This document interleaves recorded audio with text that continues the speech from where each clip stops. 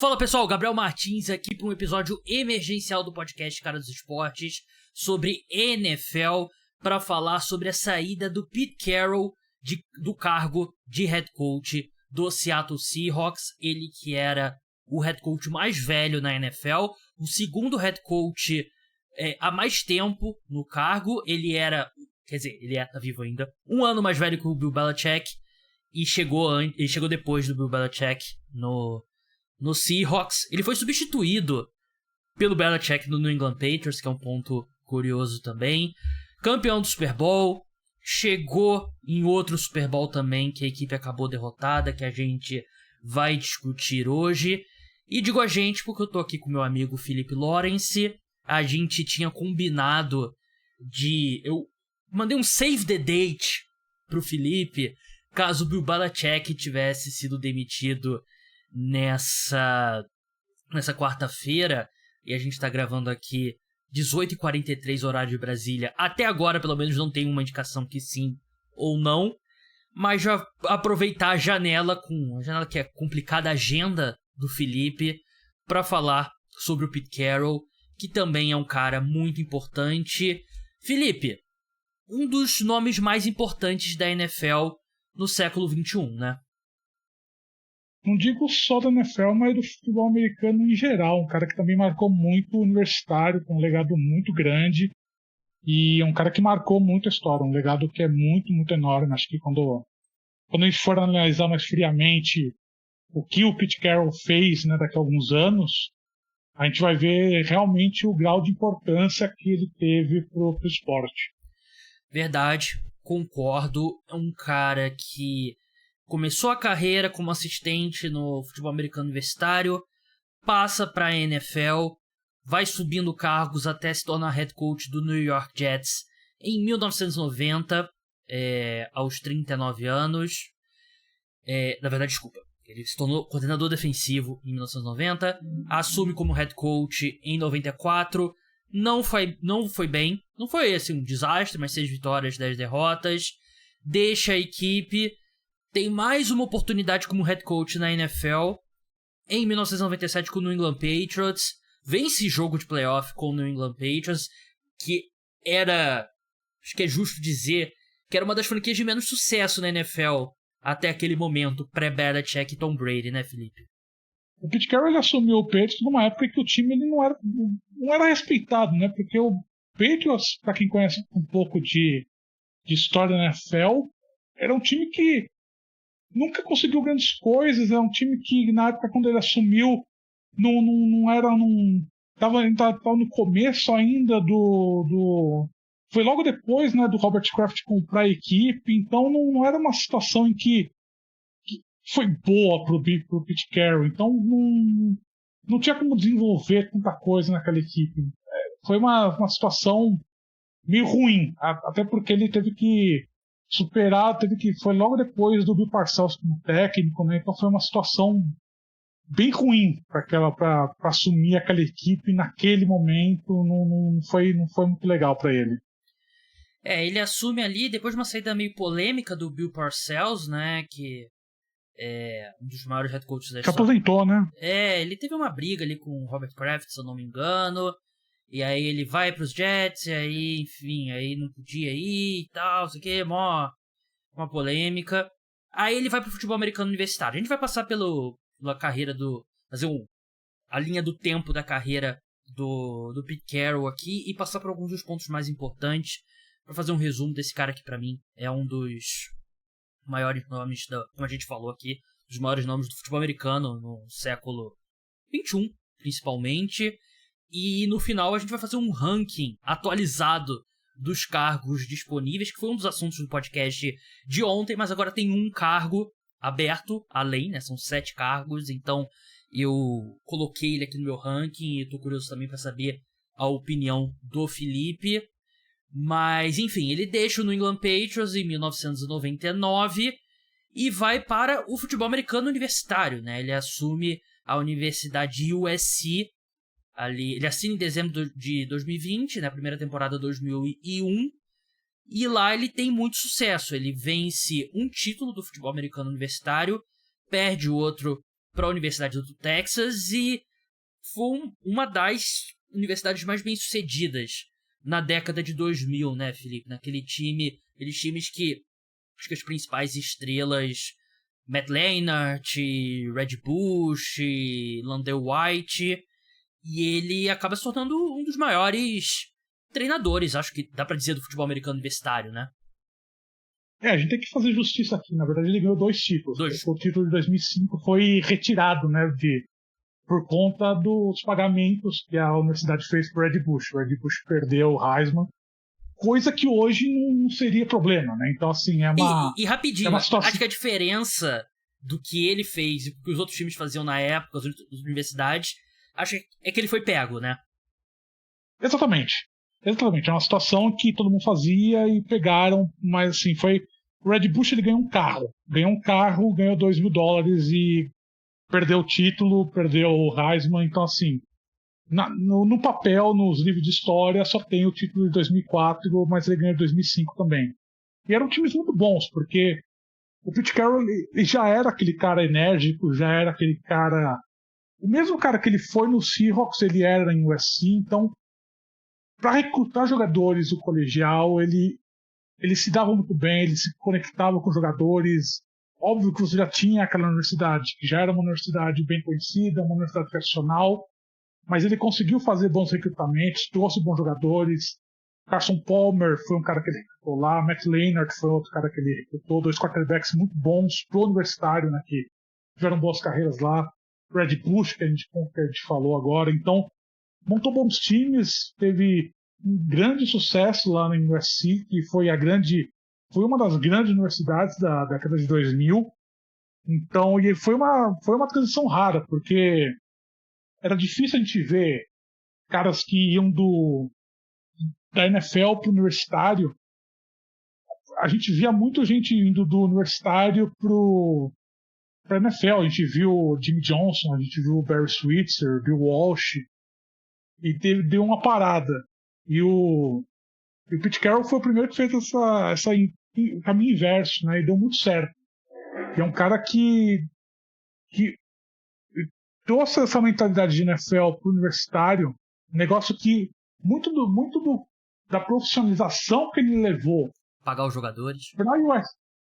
Pagar os jogadores, mas assim, muito da profissionalização de como é estruturado o departamento de futebol americano dentro de uma universidade, foi ele que trouxe para a USC e se tornou modelo para todas as outras universidades.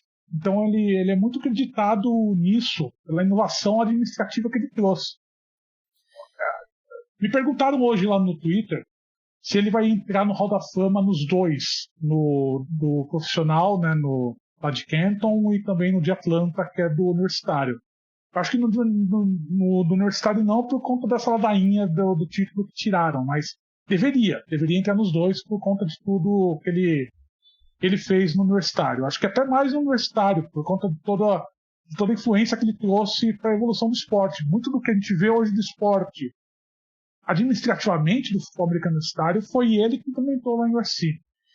7 temporadas consecutivas com pelo menos 11 vitórias, né, que é realmente um feito impressionante, né, porque esses elencos vão mudando muito, né, e ele manter nesse nível alto, e ele sai um ano antes da merda estourar, se eu não me engano, né, se eu me lembro bem, acho que ele já tá no Seahawks quando a história começa a sair, né, do pagamentos e tal, que hoje em dia não seria nada, mas naquela época foi bem polêmico.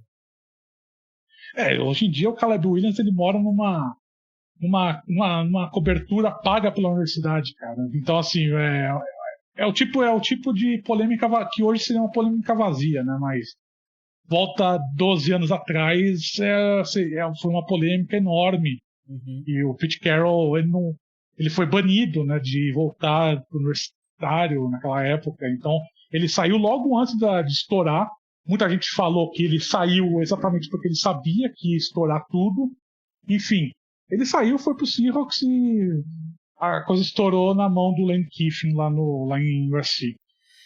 Verdade, mas realmente foi uma passagem de muito sucesso dele, né? E o futebol americano universitário é isso, né? Até antes da era do NIL, o cara ficava lá alguns anos e saía, O ideal era sair antes da merda estourar, e aí é cada um por si, Deus por todos. Ele assina com o Seahawks em 2010, e ele é o head coach na era de maior sucesso da história da franquia. Primeiro ano, ele leva um time capenga do Seahawks ali pros playoffs, vence um jogo de playoffs contra o New Orleans Saints, que você ouvinte com certeza conhece, mesmo que você não acompanhasse a NFL na época, que foi o Beastquake, que foi aquele touchdown absurdo do Marshawn Lynch, uma das maiores jogadas da história do futebol americano. E ali o Seahawks tem um período de 3 drafts consecutivos que montam o que foi um dos times de maior sucesso nessa década de 2010. Draft de 2010, a equipe escolhe Russell Okung, left tackle, Earl Thomas, free safety, Golden Tate, wide receiver, Walter Thurman, de cornerback, que foi titular por um tempo, e Ken Chancellor. Isso num draft só é um negócio assim, absurdo. 2011, a equipe seleciona o KJ Wright, Richard Sherman e Byron Maxwell, 3 caras importantíssimos nessa defesa. 2012, a cereja no bolo em cada lado da bola. Bob Wagner na segunda rodada, Russell Wilson na terceira rodada. E eu acho que o nome do Russell Wilson hoje em dia tá bem mais em baixa, mas ele logo de cara se tornou um grande quarterback. Não era para ele ser o titular, era para ser o Matt Flynn, que assinou depois de um contrato grande, depois de jogar bem, acho que o último jogo dos Packers na temporada 2011.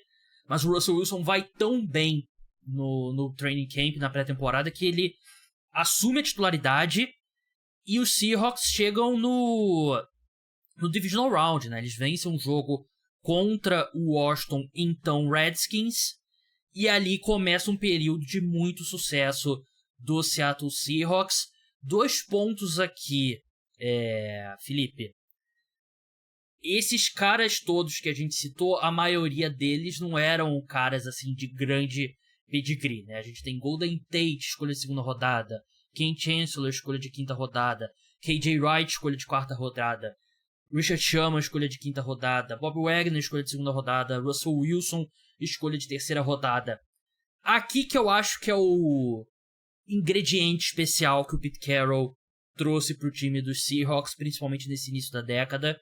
Claro que foram grandes achados no draft, mas se eu tivesse que destacar uma característica do Pete Carroll, é o quão bem ele desenvolve jovens jogadores, e foi isso que ele fez em Seattle, e também o fato dele ter dado a oportunidade do Russell Wilson ser titular, porque eu não sei se tem muitos head coaches que o time assinaria um contrato caro com um quarterback free agent, e mesmo assim eles colocariam o quarterback de terceira rodada para jogar. Eu acho que essa é a grande força do Pete Carroll como head coach na NFL. Eu não sei se tem muita gente que assiste NFL há muito tempo, que ouve aqui esse podcast, muita gente das antigas, mas você se lembra que a grande polêmica era que o Russell Wilson era um quarterback muito baixo para a época. Era um quarterback que era impossível ser titular na NFL. E o Pete Carroll, ele bancou essa escolha de quarterback. E foi corajosa da época. Porque não era um negócio que era inimaginável. Porque quarterback na NFL, até 2010, 2011, 2012, era 1,90m pra cima. Você não tinha abaixo disso. Era o Drew Brees, então, assim, e mais ninguém, né? Mas o Drew Brees era um outlier, assim, um outlier do outlier. Não era uma situação em que normal. Então, assim, era uma coisa que, quando teve essa decisão do Pete Carroll, decidiu colocar o Russell Wilson como titular, foi muito questionada, muito debatida, porque falou, pô, é um cara que é um novato, pouca experiência, só teve uma temporada de experiência lá em Wisconsin, um cara que não muito baixo, tem todas aquelas dúvidas. Então, o Pete Carroll, ele ter esse olhar, né, ter esse tato de ver um cara, de tê-lo selecionado no draft, e saber que um cara que tem esse potencial de ser o que o Russell Wilson se tornou, além de todos esses jogadores que você citou, né, de pegar no draft, ter toda essa... E não é sorte, né? A gente fala, pô, draft é sorte, não é. Assim, óbvio, você tem uma questão de o jogador vai sofrer lesão, não vai sofrer lesão, vai fazer merda, não vai fazer merda, óbvio que tem, mas é muito desenvolvimento. E o Pete Carroll trabalha muito esse desenvolvimento do jogador. Eu acho que o sucesso que ele teve no USC de desenvolver jogadores, de fazer esse recrutamento, ele trouxe para o Seahawks. Então, teve essa transposição. Então, a gente fala muito do legado, né? Vai falar muito do legado do Pete Carroll. Tipo, ele não é um cara que a gente vai lembrar do legado dele como um inovador tático, né? A gente não vai falar do cara, o Pete Carroll inovou o ataque da NFL, a defesa da NFL, mas é um cara que montou grandes times, um cara que desenvolveu grandes jogadores e um cara que conseguiu, que teve a coragem de botar jogadores que técnicos mais ortodoxos não teriam essa coragem. Mesmo o Richard Sherman é um jogador que era muito contestado, um cara que no draft não era longe de ser uma unanimidade. É um cara que foi wide receiver na maior parte da carreira em Stanford, né? Exato. Um cara que fez uma conversão para cornerback tarde na carreira lá em Stanford. E foi um cara que o Pete Carroll bancou na posição. Então, o legado do Pete Carroll é exatamente essa, do cara que conseguia observar talentos e conseguia, bancava e dava certo. E é muito disso, né? Muito do cara que conseguia ter essa visão de longo prazo do que ele queria e deu resultado, né? Durante grande parte da passagem dele lá no Seahawks, deu resultados frutíferos, né? Um título e um vice. Eu acho que qualquer torcedor de qualquer time gostaria disso, né? Então acho que é um cara que teve esse trabalho muito bom lá, né, no Seahawks.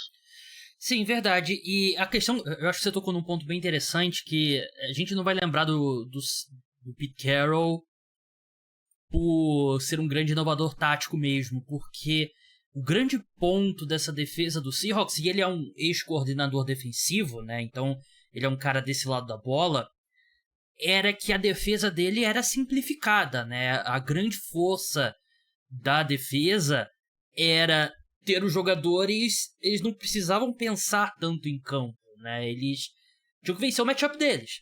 Você tinha um baita cornerback no Richard Sherman, um dos maiores da história. Aí você tinha Byron Maxwell, você teve Walter Thurmond, como eu falei, teve o Brandon Browner também.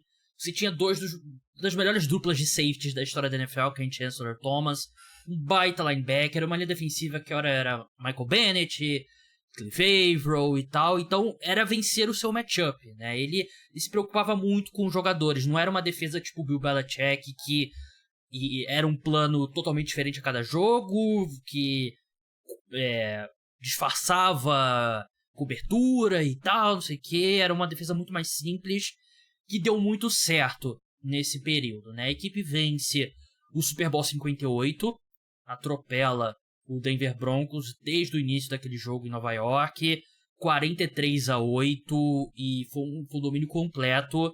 Eu acho que se você faz um torneio com os vencedores do Super Bowl, o time que venceu cada Super Bowl aí, sei lá, nos últimos 10, 15 anos, eu acho que esse time do Seahawks tem um grande argumento para ser talvez o melhor, porque era o Russell Wilson entrando no auge, era o Marshawn Lynch nos últimos bons anos dele, você tinha Golden Tate do Baldwin e o Percy Harvin, uma linha ofensiva boa, não era ótima, mas boa, e uma defesa historicamente boa. Você acha que é exagero dizer que foi um dos melhores times que venceu o Super Bowl recentemente? Eu não acho. Eu acho que é um grande time, um time dominante, né, naquele Super Bowl. Então, porque todo o contexto, né, daquele Super Bowl foi engraçado, né? Porque é um time que começou a temporada, começou uma temporada que foi mais ou menos, foi uma temporada que começou meio atípica pro Seahawks, e um time que foi ganhando corpo, né? Que chegou muito forte nos playoffs e até culminar no título, né, no Super Bowl. Eu acho que Muito daquilo que a gente fala dos times que chegam forte na hora certa, aconteceu com o Seahawks naquela temporada. Então, se você coloca aquele time, naquele momento, contra qualquer outro time de Super Bowl, acho que luta de igual para igual. Acho que você não fica atrás de nenhum desses não que a gente pode falar aqui nos últimos 15 anos, não. Tem alguma versão dos Patriots que também entra na discussão. Eu acho que o primeiro Kansas City Chiefs com Tyreek Hill e Travis Kelce e tal, mas eu acho que é um time que certamente está nessa discussão. E aí vem o Super Bowl 49.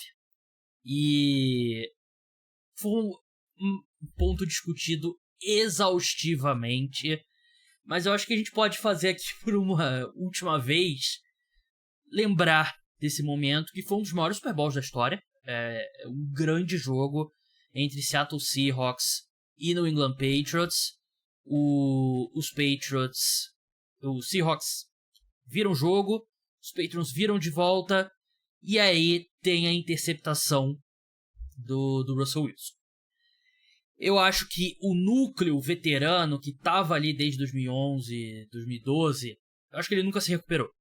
O Richard Sherman, ele nunca conseguiu superar aquele momento, né? E eu tava revendo o lance hoje, porque eu queria me preparar.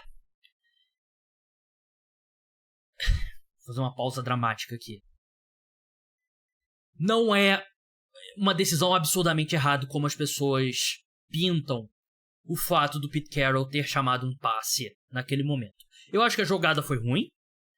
Eu acho que o Malcolm Butler fez uma jogada incrível, uma leitura fantástica, e ainda tendo feito a leitura, ele conseguiu fazer a jogada, né? Desempenhar o papel dele, quebrar ali, que era basicamente um passe rápido ali, um screen que eu não lembro agora, era o Doug Baldwin que ia receber a bola?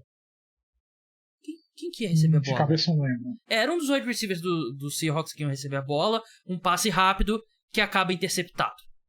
Era uma segunda descida para 2 jardas. A equipe tinha corrido com o Marshawn Lynch e ficou ali uma jarda e meia mais ou menos. Não conseguiu entrar na endzone na primeira descida. E a questão ali era, se você corre com a bola, você teria que pedir o tempo, se não entrasse na endzone. E aí você teria que passar 2 vezes a bola, com certeza. Aí a defesa dos Patriots sabia o que estava por vir. Passando a bola ali, ou você faz o touchdown, ou o passe incompleto para o relógio, e aí você tem a oportunidade de correr com a bola na terceira ou na quarta descida. Acabou que o resultado foi o pior possível, a chamada não foi boa, mas eu acho que o erro, e aí cai na conta do Pete Carroll, cai na conta do Russell Wilson, é que naquele passe longo pro Jermaine Kersey, de 40 jardas, que coloca o Seahawks na red zone, a equipe não consegue se alinhar a tempo para fazer uma jogada e precisa queimar um tempo. Se você tivesse 2 timeouts ali, você poderia correr com a bola 2, 3 vezes até entrar na endzone. E você tinha um dos melhores running backs da NFL. Tem aquele caos ali. Sim. Rapidinho, só para completar meu raciocínio, que eu dissequei de novo esse Super Bowl.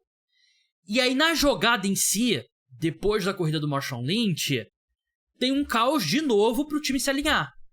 E aí o Doug Baldwin se alinha no lado errado, o Russell Wilson tem que ajeitar a jogada, passa tempo no relógio. Ali era uma situação que, se é touchdown, quem seria criticado era o Bill Belichick.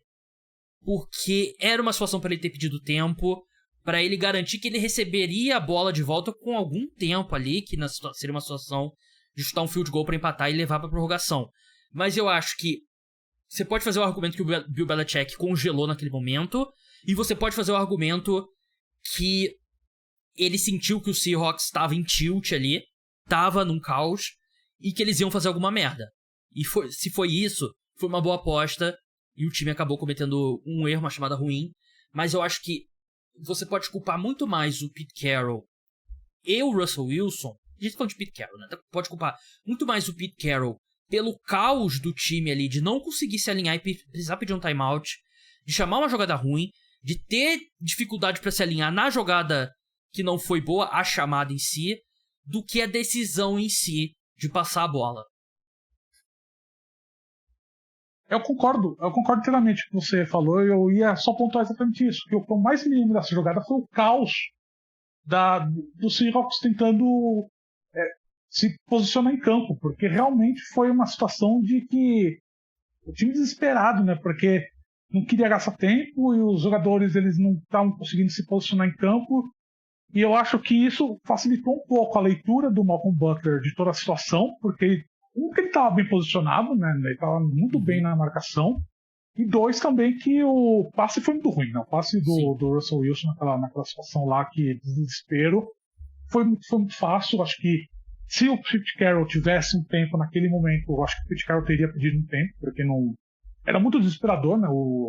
Aquela situação do Seahawks ali naquele momento do time. Eu acho que óbvio que você olhando agora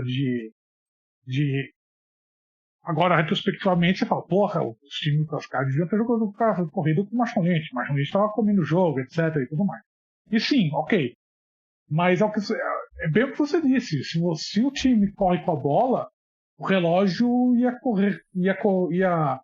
comer contra, né? Ia ser muito contra, porque o time ia ser obrigado a fazer esses dois passes e ia dar chance do Patriots ter tempo no relógio, né? Então, assim, se o Patriots, se o Seahawks não consegue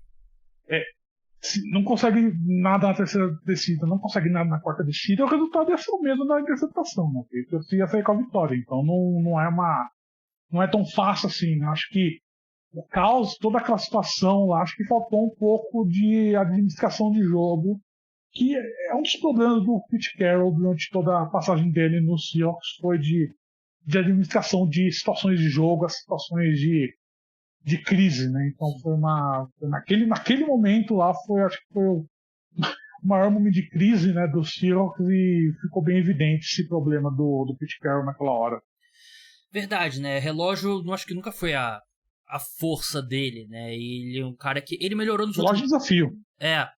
E questão de quarta descida também, algo que ele melhorou nesses últimos 2 anos, mas ele era extremamente conservador, né? Mas assim, você terminar uma carreira, uma passagem por um time com 2 idas ao Super Bowl e um título é maior do que, sei lá, 95% dos head coaches que passam um período de tempo em times da NFL, né? Então, o geral dele é muito positivo, só que eu acho que o time nunca se recupera depois disso. Eu acho que o Richard Sherman nunca conseguiu aceitar, o Thomas e tal, e aí claramente você começa a ver evidências, que acho que em retrospecto a gente consegue identificar melhor.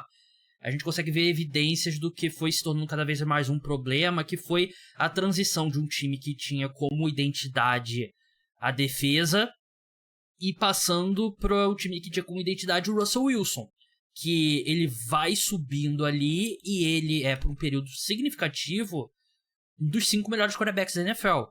É um cara que é muito cotado para prêmio de MVP. E eu acho que aí o Pete Carroll, talvez seja um erro dele, do John Schneider, general manager do Seahawks. Talvez eles tentaram segurar a base por mais tempo do que deveriam, porque eu sentia que conforme esses jogadores foram envelhecendo, o Thomas, o Richard Sherman, Chancellor, o Wagner e tal, eu acho que eles ficaram meio cansados do Pete Carroll e insatisfeitos com a franquia meio que se reposicionando como deveria ao redor do Russell Wilson. Ainda assim, a equipe vence jogos de playoffs e tal, mas sempre deu a sensação que o time poderia jogar um pouco melhor do que jogou, e o clima nunca pareceu o ideal nos próximos, 5 anos em Seattle.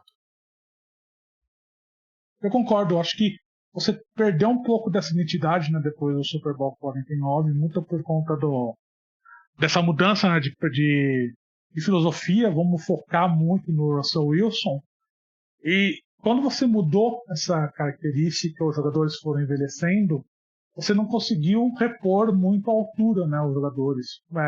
Acho que aí você cai um pouco nessa questão do draft, que você é impossível você ter sorte sempre no draft. Você vai fazer escolhas de jogadores que não vão render, porque é natural que isso aconteça. Então, você vai pegar jogadores que não vão se desenvolver do jeito que você escolhe. E foi o que aconteceu com o Seahawks. Tem muitas escolhas que não deram certo e acabou que a defesa, aquela Legion of Boom, a renovação não deu certo. E quando o Russell Wilson começou a ter queda de produção, aí o time não caiu totalmente de rendimento e caiu nessa vórtice de reconstrução que a gente viu nesses últimos anos, né? E acho que nesses últimos anos do que você teve Geno Smith agora como titular, acho que o time deu uma subida. Acho que o time tá a reta tá pra cima. Acho que o time tá apontando pra cima, mas acho que tá bem longe de ser aquele Seahawks dos últimos anos. Felipe, eu quero concluir o nosso raciocínio do Pete Carroll, mas tem um novo assunto que a gente precisa conversar aqui. Chris Lowe é um repórter confiável da ESPN? É sim. Ele acaba de noticiar que o Nick Saban se aposentou do cargo. Quer dizer, se aposentou como head coach. Nick Saban? Nick Saban is retiring, sources tell ESPN. Saban just informed his team that he's retiring. Aí Caralho. O bicho pegou, hein? Eu tô em choque. Nunca esperaria. Aí o bicho pegou. Você quer mudar o nosso curso pra Nick Saban imediatamente? Você quer 2 minutos pra você respirar? Ou concluímos Pete Carroll e depois a gente fala um pouco sobre o Nick Saban? Podemos concluir. Acho que a gente pode concluir. Vamos concluir Pete Carroll, que a gente já tá na reta final mesmo. Eu quero falar de cargos de head coach também. Mas esse clima perdurou por algum tempo e ganhou muita força com o movimento Let Russ Cook. Deixe o Russell Wilson cozinhar. Que eu acho que assim, foi um exagero na época, mas eu acho que também dizer em retrospecto que estava errado, não sei se 100% errado, não sei se é o certo. Eu acho que faltou um pouco mais de ser um ataque mais progressista com o Russell Wilson, mas a gente viu no Russell Wilson pós-Seahawks que ele claramente tem dificuldades de querer impor o jogo dele e de não querer desempenhar muito um esquema que não seja o esquema do Russell Wilson. E com isso, a equipe nunca consegue, de fato, ela não compete de verdade. Vai aos playoffs, vence, perde no wildcard, perde no division round, enfim, nunca consegue competir de verdade até que o Russell Wilson é trocado. Que acho que uma decisão que, claro, tem o general manager John Schneider, mas que eu acho que não aconteceria sem o aval do Pete Carroll, que em retrospecto é uma das melhores decisões da história da NFL. Não acho que é um exagero dizer isso.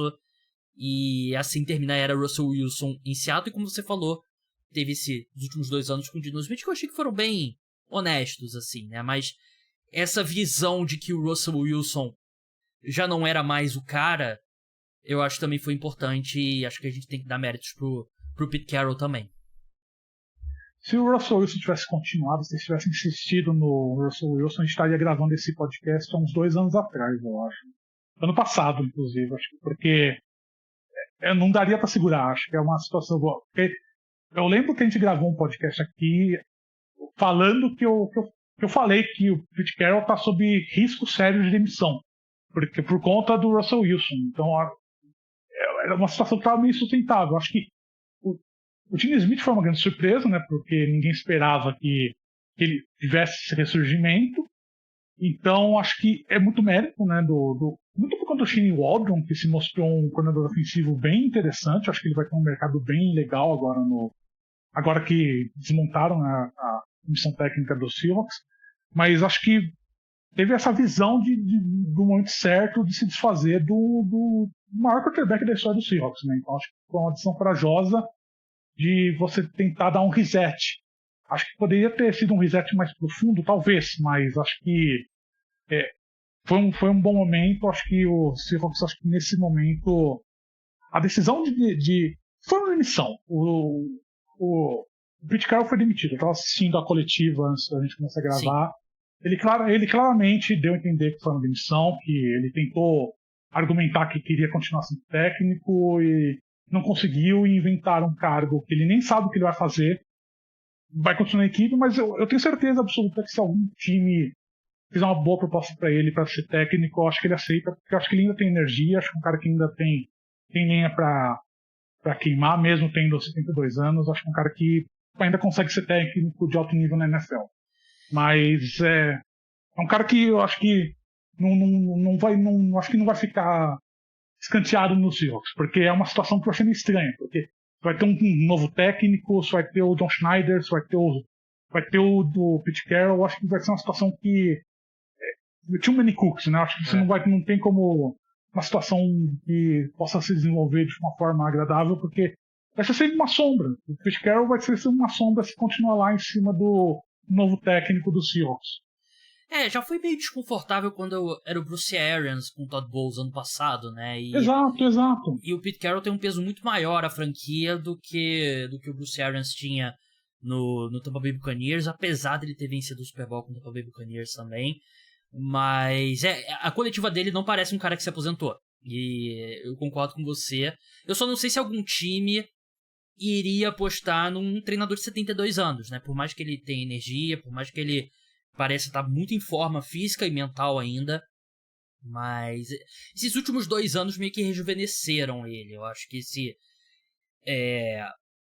a sorte um pouco no draft mudou um pouco também, porque a equipe começa com 3 drafts historicamente bons, né? Não sei se na história da NFL algum time teve uma sequência de 3 anos draftando melhor do que o do Seahawks, né? E draft, eu discordo do que você falou, eu não acho que é inteiramente sorte, mas tem muita sorte envolvida. E aí meio que vira essa matemática, né? A equipe passa alguns anos ali draftando muito mal, e aí isso vira de novo nos últimos anos, né? Com o DK Metcalf, com os tackles, né? O Abraham Lucas e o Charles Cross, e com o cornerback agora, o Devon Witherspoon, e com outro cornerback agora que me fugiu o nome, que é o... Caramba, Felipe, me lembra aí o nome dele? Sim, eu sei quem é. É o cara que foi de quinta rodada. Sim. Caramba, minha memória. Deixa eu ver aqui. Tariq Woolen. Isso. Então a equipe dá uma rejuvenescida e tal. E que nos leva, assim, a gente falou, eu acho que eu concordo com o Felipe, que eu acho que ele não tá aposentado. Eu só não sei se algum time vai querer apostar nele aos 72 anos. Se fala de Dan Quinn pro Seattle Seahawks, que eu acho que seria de pouca imaginação, né? Eu acho que você tem que mudar totalmente o perfil. O Dan Quinn, pra quem não sabe, foi assistente do Pete Carroll. Ele era o coordenador defensivo no Super Bowl. Ele era no 58? Ele era com certeza ele era no 49 com certeza. Agora no 48 eu não lembro se ele era. Ele foi 2013 e 2014. Então ele era o coordenador defensivo da equipe nos 2 Super Bowls. Aí ele deixa a equipe pra assumir o Atlanta Falcons.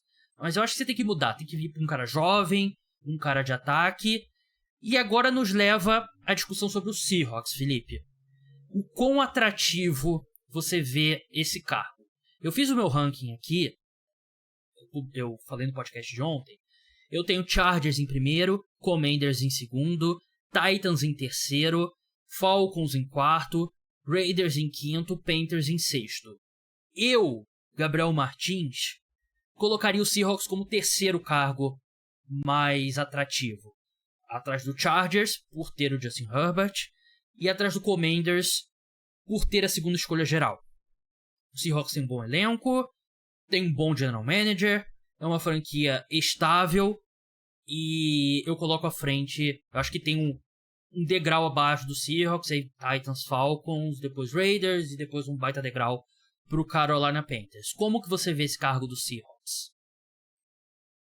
Eu acho, assim, eu falei ontem no Twitter, eu acho que o melhor cargo para mim hoje é o Titans, por conta, tem uma flexibilidade grande de elenco e tem uma flexibilidade financeira bem grande. Acho que você tem uma posição boa no draft. É uma folha em branco. Tem uma folha em branco. Acho que pro técnico novo, acho que é uma boa, acho que é bem interessante, é um cargo interessante. Em segundo lugar, eu colocaria o Commanders, porque tem a segunda escolha do draft e pode realmente mudar completamente. E você vai ter um novo dono, parece ter uma mentalidade nova, progressista, né, para a equipe, depois de anos daquele inferno que foi o Dan Snyder, para pesadelo nosso, torcedor do Giants, tomara que não dê certo. Mas em terceiro eu colocaria o Chargers, por conta do Justin Herbert, mas eu temo muito pela maldição do Chargers.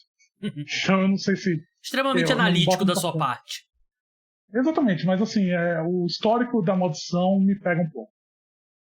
Justo. E eu colocaria o Seahawks em quarto lugar. Acho que o Seahawks ele tem um núcleo jovem de jogadores interessante, mas eu acho que você logo vai ter que trabalhar a posição de quarterback, porque eu acho que o Gene Smith não é a posição, nem o Drew Lock, obviamente.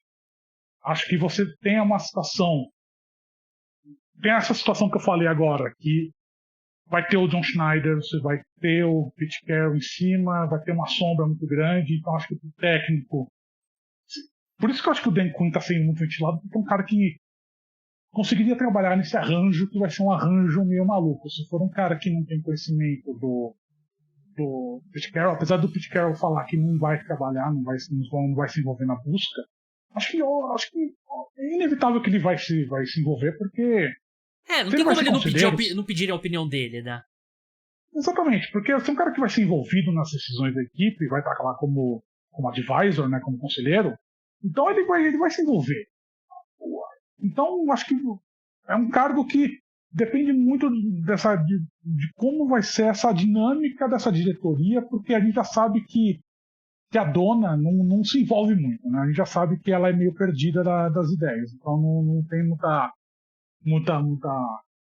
mão firme. Então, acho que porque se tivesse mão firme, teria demitido hoje o Pete Carroll seco, não teria feito esse cargo que nem ele sabe o que ele vai fazer. Então, acho que é um cargo que, por conta disso, eu coloco um pouco abaixo, e também por conta dessa questão que daqui a pouco você vai ter que fazer uma mudança de quarterback mais séria.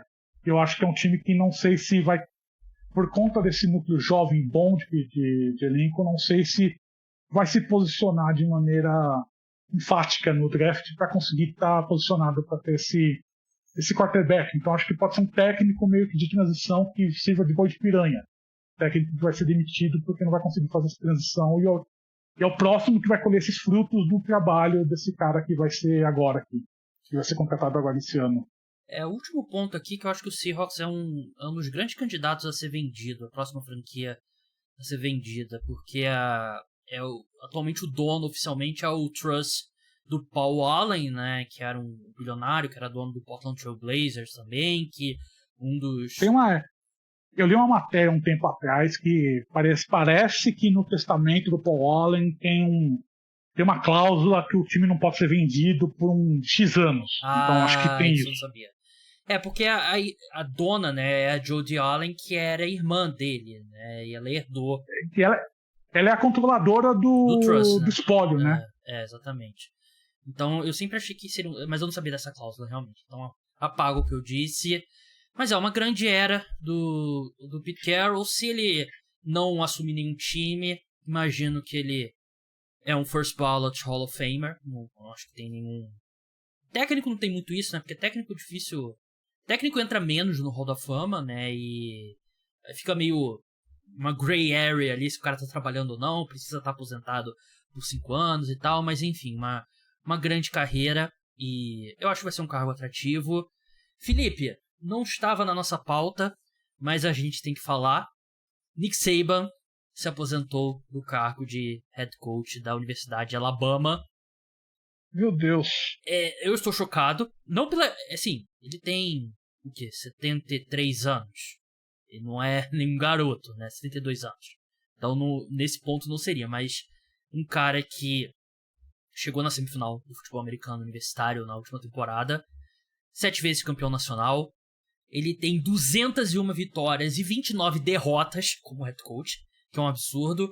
O pessoal brinca que ele era o funcionário público mais bem pago dos Estados Unidos, né? Um dos head coaches mais bem pagos dos esportes dos Estados Unidos. Um cara que é muito amigo do Bill Belichick, Foi coordenador defensivo do Bill Belichick em Cleveland.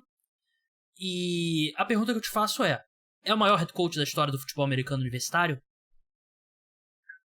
Ele é o maior head coach da história do futebol americano universitário. Ele é Alabama. Essa é a grande questão. Ele é Alabama. Porque quem que a Alabama vai contratar no lugar dele? É a mesma situação que a Alabama viveu quando o Bear Bryant se aposentou na década de 70. Bear Bryant é o grande técnico histórico de Alabama. Porque você... Treinou Forrest Gump.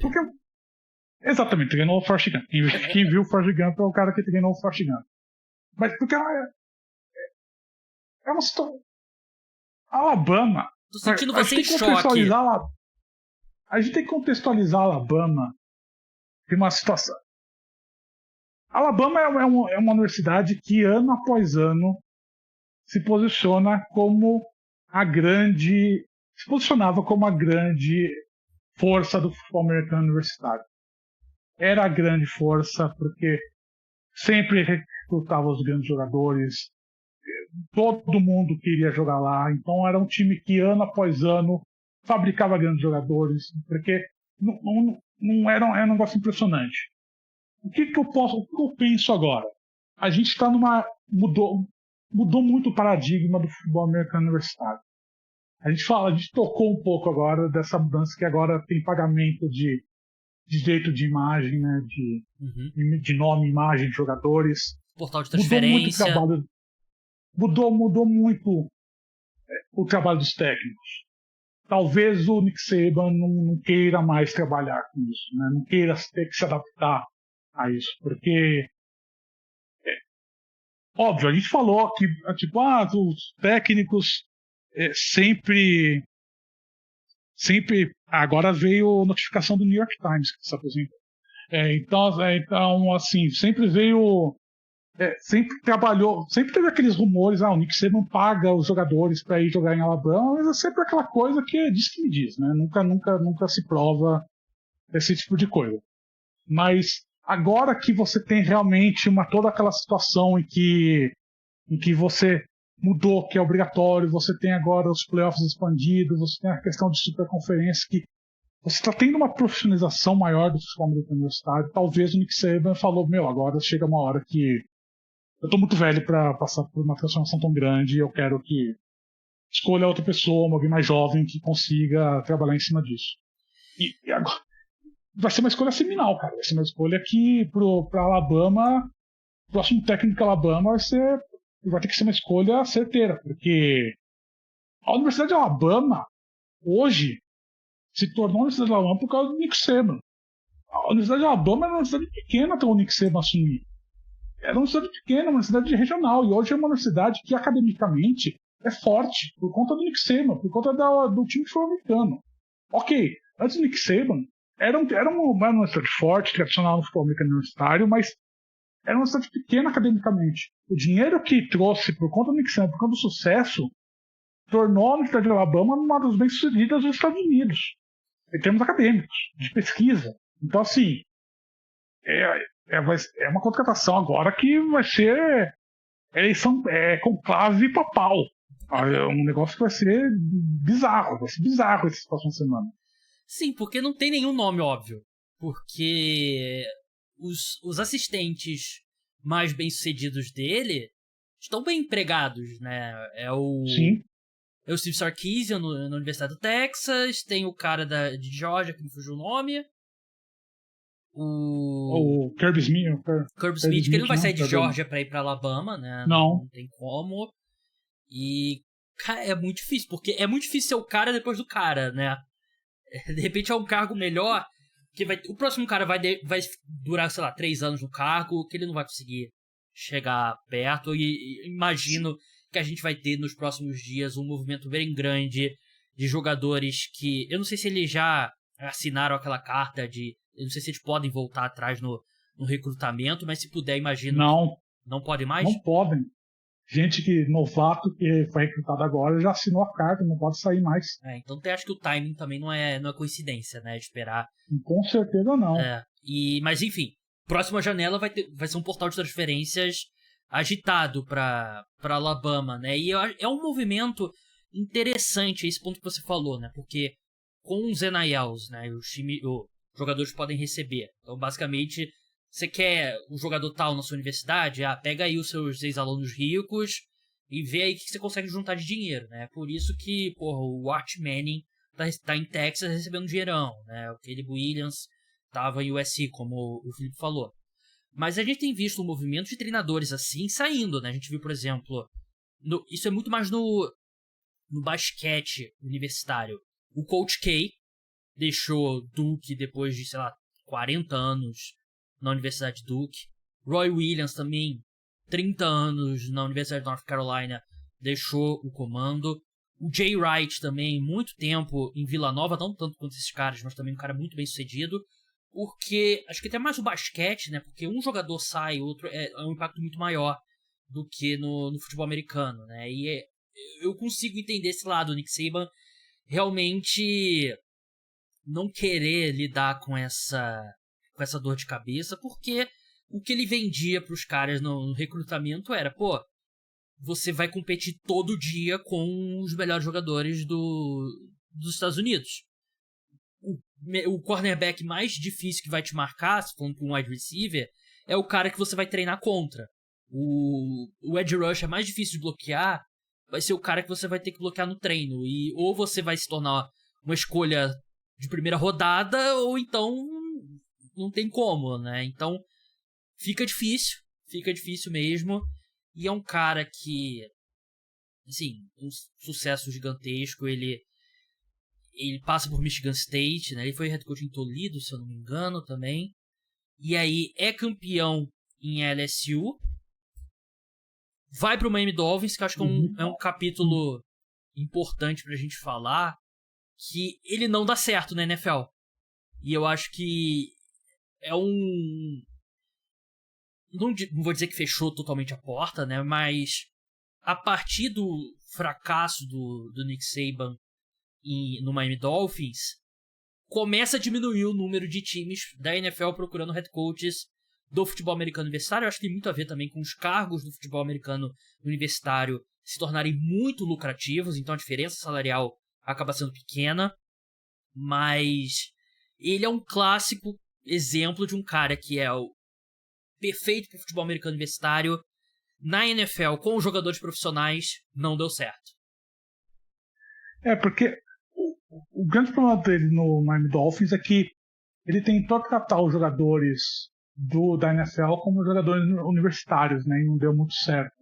Teve problemas de montagem de elenco também, mas teve aquela situação que eles deixaram, não conseguiram contratar o Drew Brees, né? Que acabou indo pro Saints, porque o comitê médico do Dolphins não aprovou a lesão no ombro, mas quando ele saiu, né? Quando o Drew Brees saiu do Chargers e estava escolhendo os times, ele ia ou pro Saints ou pro Dolphins. O Dolphins vetou e aí ele acabou indo pro Saints. E aí é toda a história, mas aí foi uma das causas que foi a derrocada do Nick Saban lá em Dolphins. Mas um dos grandes problemas foi que 2 dias antes dele ser anunciado técnico de Alabama, ele deu uma coletiva falando que ele não ia assumir o técnico de cargo do técnico de Alabama, né? Então, assim, foi uma situação em que ele se queimou muito na NFL por conta disso, né? Porque ele falou, não, eu não vou assumir o cargo de técnico de Alabama, isso é um absurdo. E 2 dias depois ele foi anunciado como técnico de Alabama. Então, assim, é uma situação que ele se queimou muito, mas mesmo depois disso, foi um nome que chegou a ser ventilado. Mesmo no Giants, você lembra? Lembro. Que quando o Tom Coughlin começou a balançar, tinha rumores que Nick Saban talvez pudesse esse nome pro Giants, chegou a ser entrevistado. Então, assim, foi um nome que chegou a ser ventilado, mas nunca de forma... Acho que nunca foi de forma séria, por conta do que aconteceu no Dolphins, mas é um cara que é muito vitorioso no college, né? Ganhou milhares de títulos. Então, assim, acho que não teria porquê ele sair de Alabama, onde ele era indiscutivelmente... Ele podia fazer o que ele quisesse, ele podia matar uma pessoa na rua, ele não ia ser questionado, para ir para um time da NFL onde ele ia ter que se provar, né? Então ia ser muita situação parecida com a do Urban Meyer, né? Eu acho que é óbvio que a do Urban Meyer você teve aquela situação medonha, né, dele, todo esse campo, que com o Nick Saban não ia acontecer, imagino, mas não dá pra botar a mão no fogo. seria mais ou menos, seria parecido, né, porque não seria um técnico que seria muito questionado, porque na NFL as pessoas não ligam pro que você fez no universitário, né, você pode ter ganhado tudo, mas na NFL, dane-se, é outro mundo, você lida com jogadores de outra forma, então todo o sucesso que você tem no universitário, você pode ter 200 mil vitórias, 200 mil títulos, na NFL é outra coisa. Então, pro Nick Saban não faria muito sentido ir pra NFL. Então, acho que por conta disso, o nome dele nunca chegou a ser cogitado seriamente para ir pra liga. Verdade, um grande recrutador, eu acho que o grande destaque dele, né, uma mente defensiva também, um cara que soube se adaptar também aos novos rumos do futebol americano, né? Alabama com ataques mais abertos, nos anos do Mac Jones, do Tua, do Jalen Hurts antes disso. Tem sido uma das universidades que mais cedeu wide receivers pro draft, né? Mais perdeu pro draft. Tem sido assim, Amari Cooper, Devonta Smith, Julio Jones. Eu tô esquecendo de outros nomes aqui, mas tem 1 milhão, né? Teve o Henry Huggs, que foi preso, né? Mas também jogou lá e tal. Mas é um cara que soube se adaptar aos novos tempos. Montava comissões técnicas muito boas.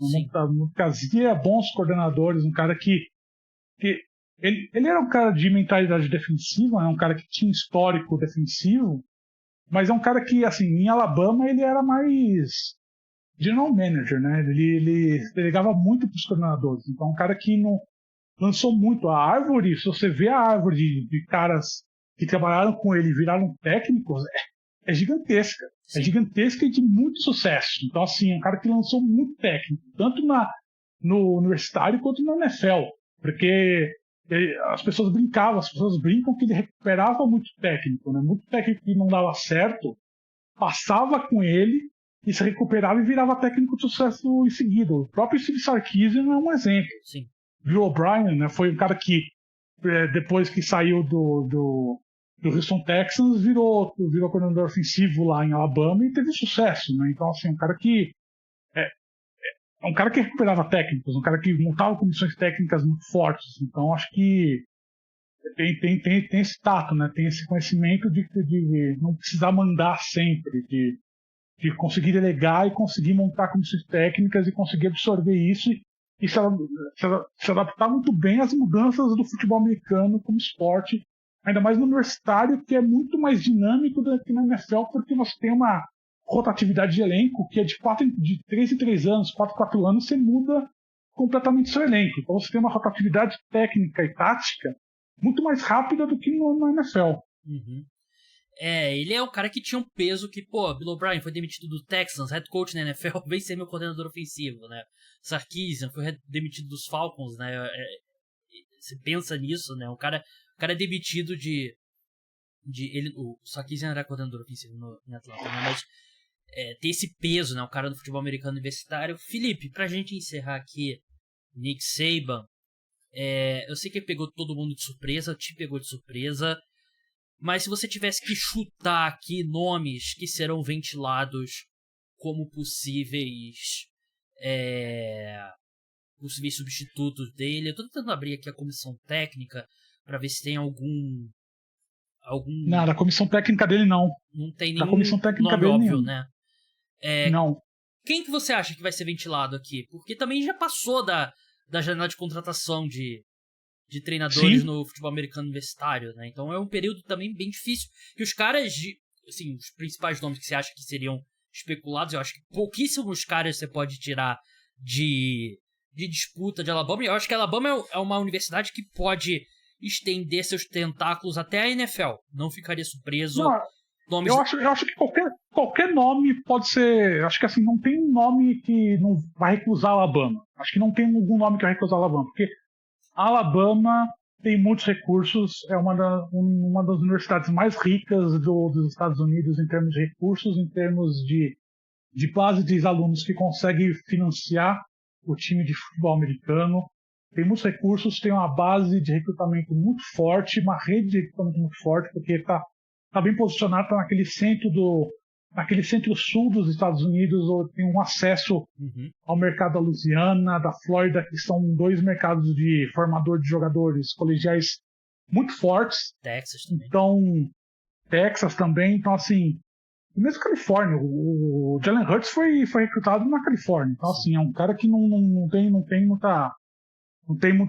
muito limite geográfico para Alabama. Então, acho que você não tem muita restrição geográfica. Eu não sei se o técnico principal da NFL sairia da NFL para ir para Alabama, porque mesmo o salário de Alabama sendo muito bom, ainda é menor do que de NFL. Então, mas assim, se eu for nome, eu vou chutar um nome aqui, eu vou chutar W. Swinney, técnico de Clemson. Acho que é um nome que pode ser ventilado, porque é um cara que jogou em Alabama, foi wide receiver em Alabama, um cara que é um nome histórico lá na universidade. Pode ser um cara interessante, um cara que também tá num ciclo de baixa lá em Clemson, tá no meio de reconstrução. Pode ser um cara que, se chamar, pode ser um cara que pode ser interessante para Alabama, mas esse aqui um cara que tá com problema nessa nova era de futebol americano. O W é um cara que você pensa, pô, ele era esse gênio todo, ou ele teve Deshaun Watson e Trevor Lawrence em seguida? Exato. É um cara que tá com problema porque assim, mas assim, voltando aos problemas do futebol americano, muito agora da montagem do elenco não é só recrutamento, é portal de transferência. Porque você tem muita transferência agora no futebol americano universitário, e é trabalhar jogador que está se transferindo. O W. Swinney, ele é contra o portal de transferência. Clemson não usa o portal de transferência. Então é um absurdo, é uma sandice. Então, assim, Clemson não está tão forte nos últimos anos porque eles se recusam a fortalecer a equipe por meio disso. Então, eu não sei se seria um nome de verdade, seria um nome realmente considerado por conta desse conservadorismo do W. Swinney quanto a essas mudanças do futebol americano universitário. Mas se fosse há 5 anos atrás, seria um nome fortíssimo. É difícil falar. É difícil porque... Lincoln Riley, talvez, cara. Lincoln Ele Riley acabou de assinar com... Assim. Ele acabou de assinar com o USC, não foi? 2 anos atrás? É que ele balançou esse ano e é um time que perdeu muito quarterback. Ele não conseguiu trazer nenhum bom quarterback esse ano para ser substituto do Caleb Williams. Eu acho que a lista de candidatos vai ser difícil. Porque, é infinita. Eles podem basicamente ir atrás de quem eles quiserem e são poucos caras que você pode tirar da lista. Eu acho que vai ter especulação se é real ou não, mas vai ter nome da NFL sendo especulado. Recentemente, antes de o USC contratar o Lincoln Riley, o Mike Tomlin foi especulado no USC, né? Então eu acho que vai ter... Pete Carroll em Alabama. Olha... Tô lançando aqui. Pra fazer uma transição, né, nesses próximos anos, né, tentar fazer ele não é um cara que você imagina que você vai ficar, sei lá, 10 anos, né, no carro, mas é realmente um momento fascinante, que eu tô atualizando aqui o Twitter até o último segundo da nossa gravação aqui, que o Bill Belichick podia se aposentar agora, ia facilitar muito... Não, pelo amor de Deus, eu tô cansado, eu estou fisicamente cansado. Não, mas facilitaria muito a minha vida aqui terminar esse podcast. E aí, dia 10 de janeiro fica lembrado como o dia do treinador de futebol americano, por conta das aposentadorias aí desses caras. Mas, Felipe, muito obrigado pela sua participação aqui. 2 anos atrás, o Bill Belichick... Desculpa, o Bill Belichick não. O Tom Brady anunciou o retorno dele. Eu tava gravando um podcast... E agora essa aposentadoria do Nick Saban, eu tô gravando podcast também, então grande momento. Felipe, muito obrigado e até a próxima. Até a próxima, um grande abraço. Então é isso, pessoal, o podcast Cara dos Esportes Preview do Wildcard vai ao ar nessa quinta-feira, exclusivo para apoiadores. Vai ter episódio sobre a NBA na sexta-feira também. Então, um grande abraço. Tchau!